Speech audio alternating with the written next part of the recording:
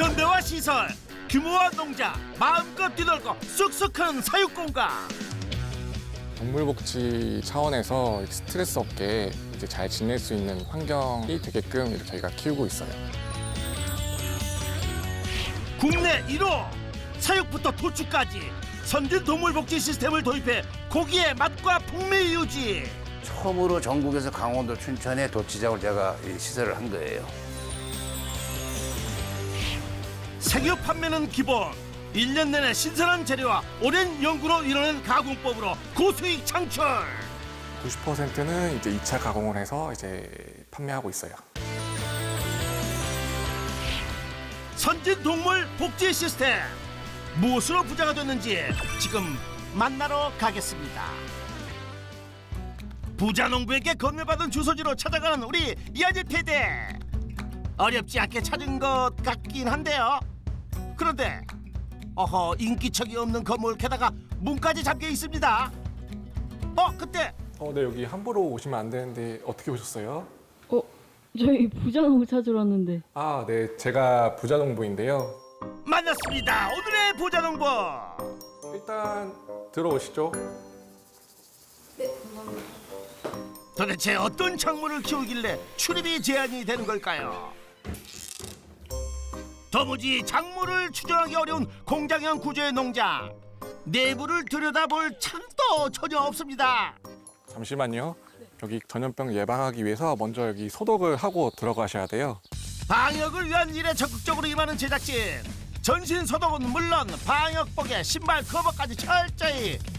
그런데 아직 끝난 게 아닙니다. 여기 발판에 한 번 더 신발을 소독을 하고 들어가셔야 돼요. 신발 커버째로 한 번 더. 방역의 끝판왕인데요. 부자농부도 예외일 수 없습니다. 이제 공개하겠습니다. 안전고리까지 잠겨두고 있던 부자작물 드디어 공개됩니다. 우와, 이게 다 뭔가요? 낯선 방문자의 도망치기 바쁜 모양입니다. 이게 바로 저를 부자로 만들어준 아이들입니다. 얘네들이 뭐예요? 얘는 지금 꺼벙이라고. 꺼벙이라고요? 아니, 모를 수도 있지. 이거 너무하시는 거 아니에요? 꿩 병아리를 꺼벙이라고 불러요. 그래서 꺼벙이들이 지금 이 안에 지금 다 있습니다. 꿩의 병아리를 일컫는 꺼병이. 꺼벙이 아니죠, 꺼병이. 맞습니다. 꿩으로 연매출 27억을 올리고 있는 동재헌입니다. 꿩 사육 7년차 연매출 27억원의 동전 부자농부를 소개합니다. 농지 면적 약 4,900제곱미터 농장에서 꿩을 사육해 27억원 매출 올리고 있다는 부자농부. 여여여 귀여운 까비앙기를 어떻게 키우고 있는 건지 숨겨진 비법들을 하나하나 싹싹 파헤쳐 보겠습니다. 민가와 떨어진 숲에 퍽 쌓여있는 꿩 농장. 외부와 접촉 없이 시설에서 사육되는 꿩. 하지만 야생성은 그대로라 경계심이 아주 심한 편입니다. 도망치는 속도가 총알이 따로 없고 체구가 아주 작은데 태어난 지는 얼마나 됐어요? 얘네들은 지금 한 22일, 23일 정도 됐고요. 지금으로부터 한 5개월 정도 뒤에 이제 성꿩이 돼갖고 이제 출하할 수 있는 시기가 됩니다. 불과 25일 전만 해도 갑부와의 보송한 솜털로 종종거렸던 꺼벙이들. 그새 털갈이를 하고 깃털이 자라 작은 꿩의 형체를 하고 있습니다. 앞으로도 25일 정도가 더 지나면 깃털로 암수 구별이 명확해질 정도로 성장한다는데요. 장기라고 불리는 수컷은 깃털이 화려해지고 까투리라고 불리는 암컷은 꺼병이 때 색깔 그대로 몸집만 커진다고 하네요. 그런데 꿩은 뒷전이고 엄한 바닥을 뒤적이는 부자농부. 뭐 하세요? 지금 이제 꿩 상태를 확인하려고 바닥에 있는 변을 이제 확인하고 있어요. 이 변을 보시면은 이렇게 약간 소라똥 같이 이렇게 생겼잖아요. 그러면 이제 약간 건강하다고 이렇게 보시면 될 것 같아요. 아픈 얘들은 보시면 약간 설사 이런 식으로 많이 싸거든요. 그러면 이제 거기에 맞는 이제 처방을 해줘야 돼요. 6개월간의 사육 기간 중 폐사율이 가장 높은 꺼병이 시기에 수시로 병변을 살피고 바로 처방을 해주는 것이 중요하다고 합니다. 더 건강하게 키우려면 잘 먹여야겠죠. 밥 시간입니다. 급류보다 빠르게 자동 급여되는 사료. 기다렸다는 듯이 꽁들이 사료통에 머리를 조아립니다. 그나저나 꽁은 뭘 먹여요? 여기 보시면은 저희는 이걸 먹입니다. 꽁 사료는 뭐 특별한 게 있나요? 이게 꿩 대신 꽁 대신 닭이요? 닭사료입니다. 꿩 전용 사료는 없고요. 이제 닭 사료를 해서 저희가 먹이고 있어요. 닭 사료지만 부족함 없는 영양 성분으로 두세 달마다 약 3톤의 사료를 들여오는데요. 한참 커야 하는 꺼병이 때는 2시간마다 자동 공급한다고 합니다. 지금 이 사육장 크기는 200평 정도고요. 200평 정도면은 꿩을 한 10,000수 정도 이렇게 키울 수 있는 평수고, 지금 현재는 한 5,000수 정도만 넣고 키우고 있어요. 총 3만 수를 사육할 수 있는 조건이지만 5,000수씩 15,000수만 키우는 이유가 있나요?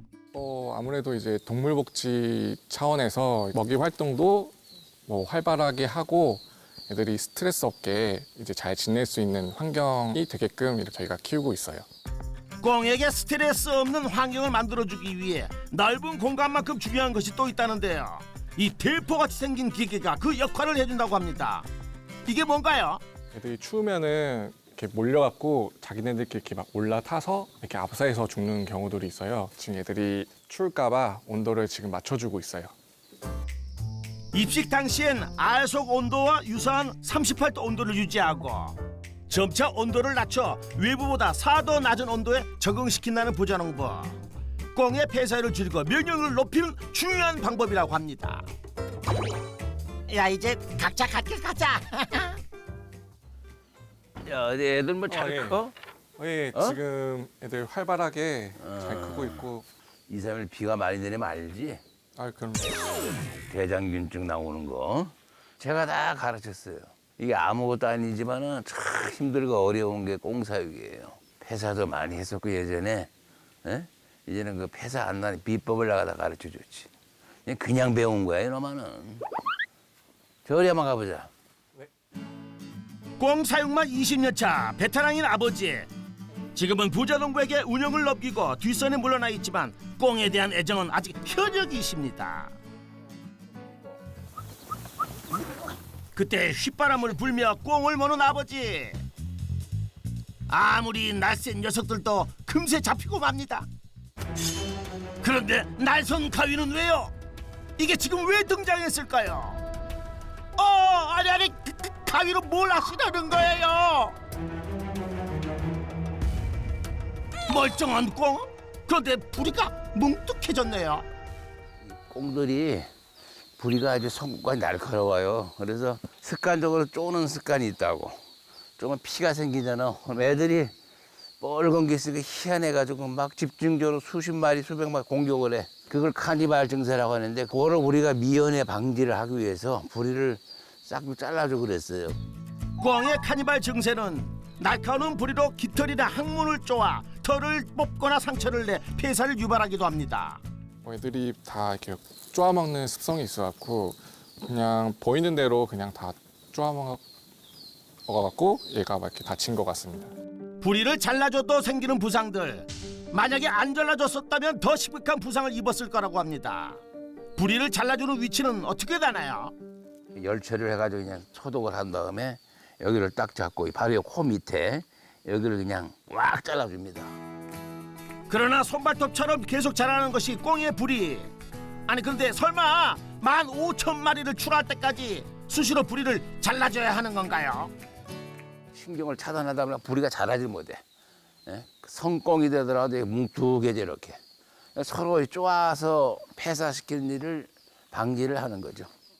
부자농부의 성공 비법 첫 번째, 환경 관리와 부리 절단으로 폐사율을 줄여라. 지금은 폐사율 5% 미만을 기록하며 꽁 박사라고 해도 무색할 정도지만 꽁 사육 초기엔 이유도 모르고 참 많은 꽁을 보내야만 했답니다. 예전에는 이러한 이 신개념의 이 축사가 아니고 비닐하우스에다가 그냥 그 천막 두르고 보온덮개 둘러가 하다 보니까 열너비는 열너비들이 들고 또 좁은 그 사육장 안에서 일주일 안에 서로 그냥 이 약한 놈만 죽어버리는 거야. 만약 10,000마리를 집어넣었다 막 2,000마리, 3,000마리 막 죽고 그랬어. 이유가 뭔가 알 수가 없는 거예요. 수의사들한테 와서도 은혜도 해보고 병도 없고 그분들도 모르겠대. 꿩의 잦은 폐사로 고민하던 때 설상가상 임대 중이었던 사육장에서도 쫓겨나게 된 부자농부. 수천 마리 꿩들을 데리고 사육장을 찾아 헤매야 했습니다. 그러나 고진감래라고 새로 얻은 넓은 부지에 현대식 자동화 사육장을 올린 부자농부. 그 덕분에 꺼병이 때부터 추락까지 이동 없이 사육이 가능해져 폐사율까지 확 줄었다고 합니다. 사육장을 지으니까 완전히 이런 호텔은 없지 뭐. 10,000마리만 들어갈 텐데 1,000마리뿐이 안 들어가다 보니까 모든 면에서 만족스럽거든. 만족스러우니까 죽지가 않아. 죽으라 고사지대도 안 죽어. 위기가 기회가 되어 좁고 온도 조절이 안 됐던 사육장 환경을 개선하고 사육 방식까지 체계를 갖추자 폐사율 걱정 없는 꿩 부자농부가 됐다고 합니다. 개선된 것은 사육장뿐만이 아닙니다. 한여름에도 신선도를 유지할 수 있는 냉동 창고. 안에 상자들이 엄청 많은데요. 이 상자 안에 뭐가 들어있을까요? 저희가 도치한 꿩입니다. 이게 냉동 꿩입니다. 아하, 이 상자들이 모두 판매하려고 냉동시켜 놓은 꿩이로군요. 아니요. 이대로 판매하지 않고요. 이거를 2차 가공을 해서 판매하고 있어요. 2차 가공이요? 냉동육 판매 대신 선택한 2차 가공법. 그런데 가공법 알려주셔야죠. 갑자기 어디 갔어요? 대표님 여기가 어디예요? 여기가 저희 2차 가공하는 공장입니다. 과연 꿩으로 만드는 2차 가공품은 뭘까요? 시원하게 공장 내부가 공개된다는데. 잠시만요. 옷 먼저 갈아입고 들어갈게요. 사육장과 가공 공장, 방역복과 위생복을 매일 갈아입는 부자농부. 번거롭기라도 소홀히 하는 법이 없습니다. PD님이랑 감독님도 같이 갈아입으셔야 돼요. 여기는 이제 햇삽 관리하는 업장이라서 옷을 다 갖춰 입고 이제 소독하시고 이제 들어가셔야 됩니다. 연희 PD도 카메라 감독도 위생복 착장. 손은 깨끗하게 커버 씌운 발도 한 번 더 서도 먼지 한 톨도 허락할 수 없다는 기세로 공장 방역지식을 철저하게 지켰습니다. 이제 들어가실까요? 이쪽으로 오시면요. 부자농부의 안내로 도착한 꿩 2차 가공 공장. 뭔가 바삐 재료를 손질 중인 직원들. 꿩으로 뭘 만드시나요? 2차 강으로 이제 꿩 만두를 만드는데 만두 소를 만드는 지금 과정을 하고 있는 중입니다. 꿩 만두요? 아하, 그래서 갖은 채소들이 모두 다져져 있었군요. 생무의 물기를 쫙 빼 식감을 살리고 갖은 채소들을 아낌없이 넣습니다. 만두소를 이것만 넣어도 맛있겠는데요. 잘하고 있는 거야? 네, 잘하고 있어요. 잘하고 있다고 큰 소리 쳐놓고도 잔뜩 긴장하는 부자농부. 누구시길래 긴장하시는 거죠? 이분은 저희 그 공장장님이세요. 아하, 공장장님. 공장장님 한마디에 우왕좌왕하는 부자농부. 직원 앞에서 너무 긴장한 거 아니에요? 직원은 아니고요. 저희 어머니세요. 어머니시구나. 안녕하세요. 저희 어머니가 이제 만드신 레시피로 제가 이어받아서 이제 만들고 있습니다. 오래됐죠. 남편하고 같이 이제 하니까 나 혼자 하는 것이 아니고 만드는 과정이 또 시행착오가 있었을 것 같은데. 많이 실패 많이 했어. 잘 안 먹어지더라고. 자꾸 만지니까. 만두소의 마지막 재료가 등장합니다. 이거는 꿩 고기입니다.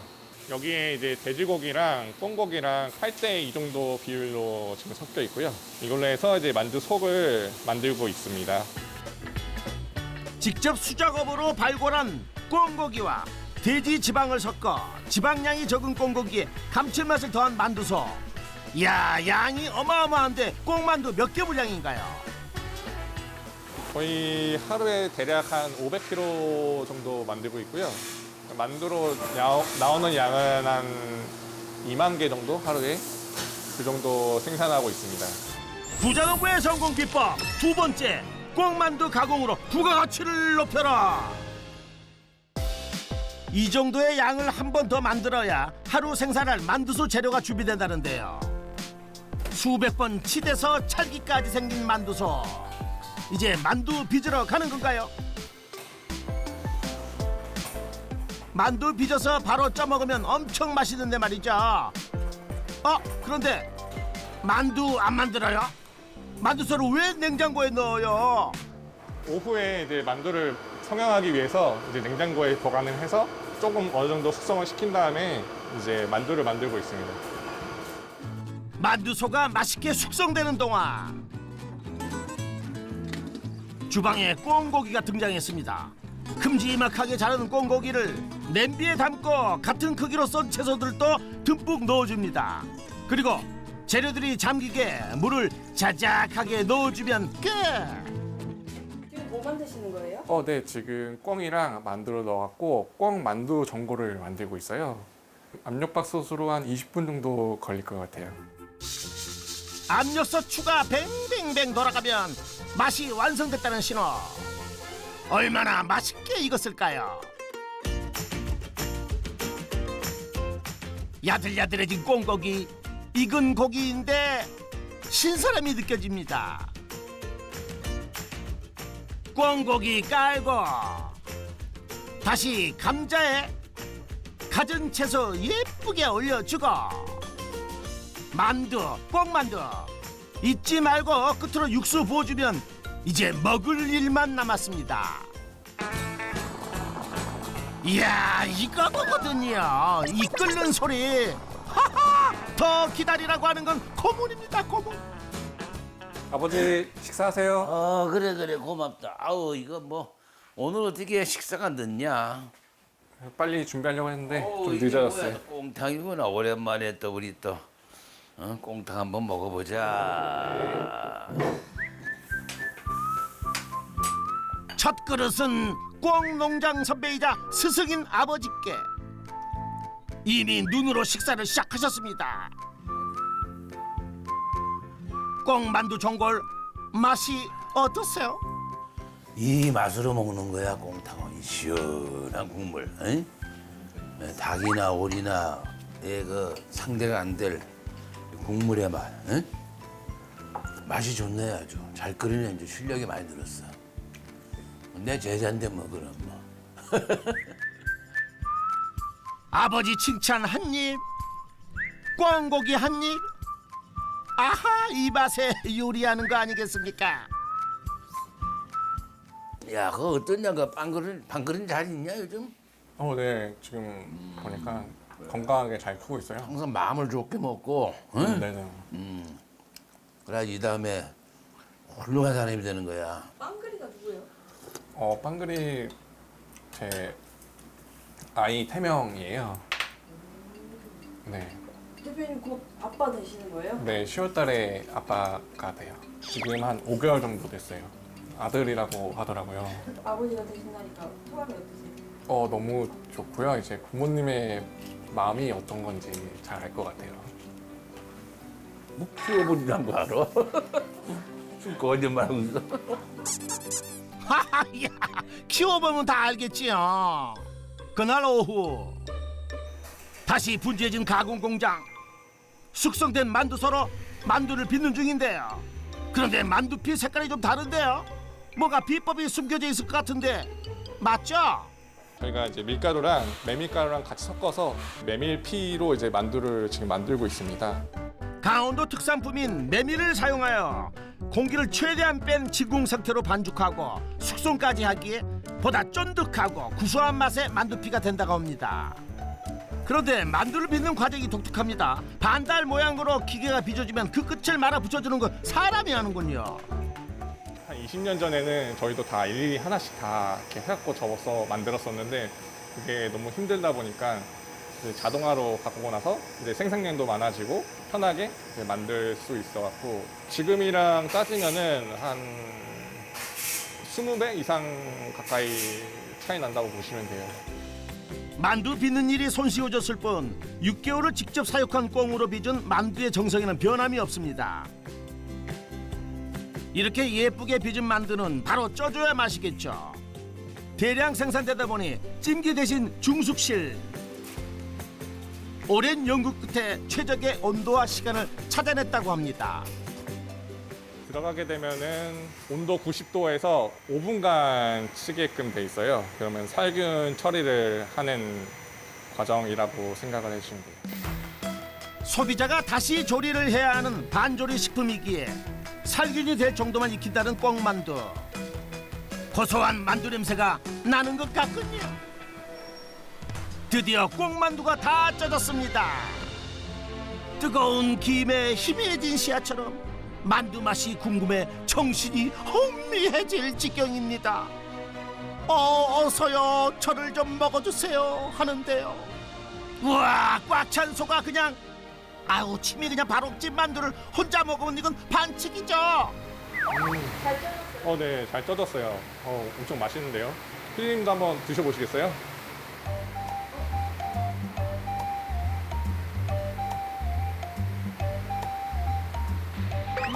어떠세요? 일단 메밀피여가지고 피가 되게 쫄깃하고 그다음에 안에 소가 되게 고소해요. 네, 맞아요. 이런 맛은 바로 잡아둬야겠죠. 중숙실에서 뜨거운 맛 보자마자 냉동고로 지켜야 하는 꽁만두. 카메라 렌즈를 순식간에 덮치는 냉기. 온도가 얼마나 되는 거죠? 이제 바로 영하 25도 이하의 냉동고에 넣어서 바로 지금 얼리는 작업을 하고 있어요. 급속으로 이제 냉동을 시켜야 이제 만두가 모양 그대로 유지하고 뭐 육즙이나 이런 게 그대로 유지를 할 수 있거든요. 영하 25도에서 급냉한 메밀꽁만두는 4kg 단위로 포장돼 식당 및 온라인 주문을 받아 전국 각지로 택배 배달된다고 합니다. 하지만 춘천 지역 내 로컬 매장 4곳은 부자농부가 직접 배달을 나간다는데요. 판매 현장에서 만나는 소비자들의 꽁만두에 대한 반응을 직접 듣기 위해서라고 합니다. 그래서 무슨 얘기들을 해주시던가요? 몇몇 분들이 맛있다고 이렇게 칭찬하시는 분들도 있고 꽁이 들어가 있냐 이렇게 물어보시는 분들도 있고 꽁만두인데 꽁이 들어가 있냐 그러면 뭐라고? 당연히 꽁 들어가 있다고 저희가 직접 이렇게 사육을 하고 있다고 이렇게 말씀을 드리죠. 다들 아 정말요? 이렇게 하고 많이 놀라시더라고요. 붕어빵엔 붕어가 없어도 꽁만두에는 꽁고기가 있다는 사실 아셨죠? 그럼 꽁만두 판매로 올리는 연매출 얼마나 되나요? 저희는 꽁 만두 판매로 연매출 20억 올리고 있습니다.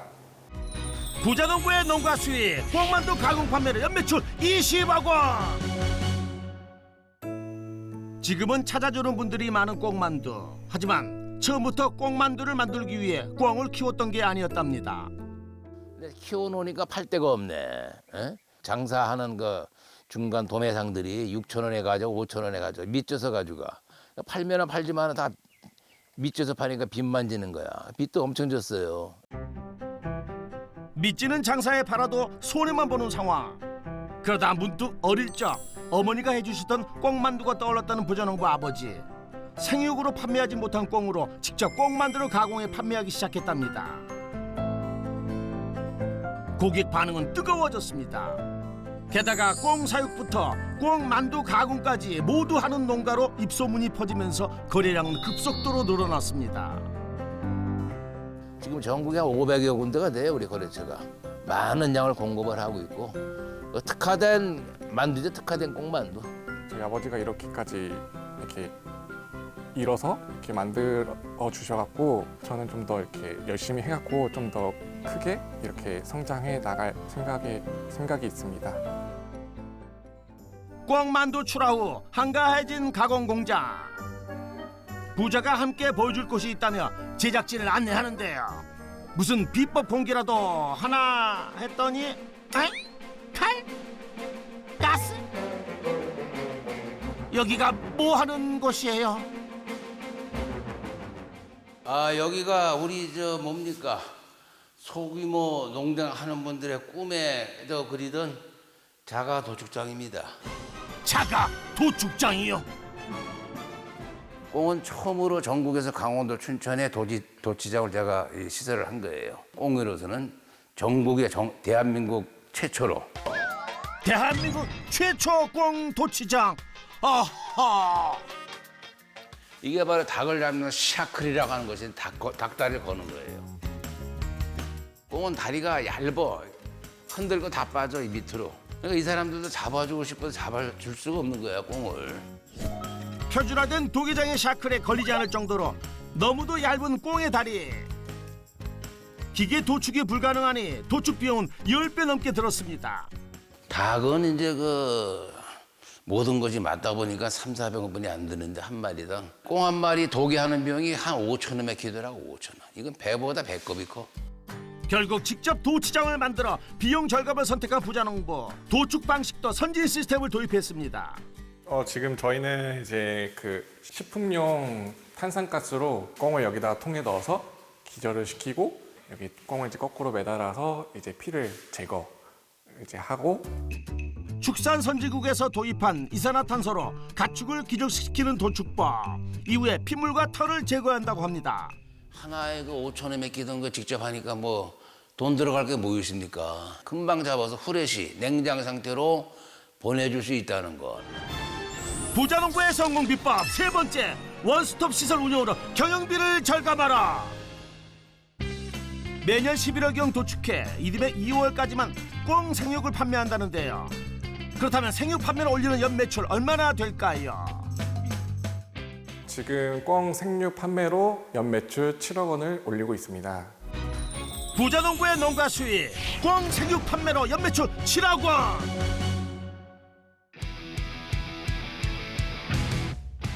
부자농부 부자가 모처럼 강촌에 나섰습니다. 고고. 맨날 한번 자전거 타잖아, 재현아. 네, 건강엔 최고다, 이게. 그렇죠. 건강에 좋죠. 건강도 건강인데 재미가 있잖아, 재미가. 맞아요. 이 자전거가 나를 불러. 주인님 뭐 하십니까? 우리 또 자전거 타러 갑시다. 앞선 아버지와 뒤따르는 아들, 운동도 일도 함께라서 든든한 부자입니다. 잠시 여기 쉬었다 가자, 재현아. 네, 힘들었는데 벤치에서. 잘 됐네요. 오랜만에 타고 너 오랜만에 타지? 아버지가 평생 걸어온 길에 들어선 지 7년. 아들은 요즘 부쩍 아버지가 존경스럽다고 합니다. 저에게는 본받아야 될 아버지라고 항상 생각을 하고 있어요. 솔직히 이야기해, 임마. 맞아, 좋아요. 앞으로 태어날 아이에게 아버지와 같은 아버지가 되는 건 어떠세요? 네, 좋아요. 네, 너무 좋아요. 아버지가 아들에게 들을 수 있는 최고의 칭찬입니다. 부자농부의 농가 수익 총정리. 꽁 만두 가공 판매 20억 원, 꽁 생육 판매 7억 원, 연매출 총 27억 원. 부자농부의 성공 비법도 총정리 들어갑니다. 첫 번째, 환경 관리와 불이 절단으로 폐사율을 줄여라. 두 번째, 꽁 만두 가공으로 부가가치를 높여라. 세 번째, 원스톱 시설 운영으로 경영비를 절감하라. 성공 비법 확인 완료. 2대에 거쳐 꽁 사육을 해온 동영삼 동재원 부자농부 부자에게 역전의 부자농부 인증패를 드립니다. 이야, 이게 뭐야? 역전의 부자농부, 꽁 부자농부 동영삼 동대요. 우리 MBS 한국농업방송에서 우리의 존재를 인정을 해줬구나. 응? 네. 인정을 해준 반면 앞으로 더욱더 열심히 해서 대한민국 모든 사람들이 꽁만두를 그리워하는 세상을 만들자. 네. 뭐 저도 이제 앞으로 아버지 밑에서 잘 배우고 그래서 전국적으로 이제 꽁 만두라는 거를 이제 알릴 수 있게 노력하겠습니다. 그래. 꽁 사육부터 도축, 꽁 만두 가공까지 국내 1호 원스톱 꽁 농가를 역전의 부자농부가 응원하겠습니다.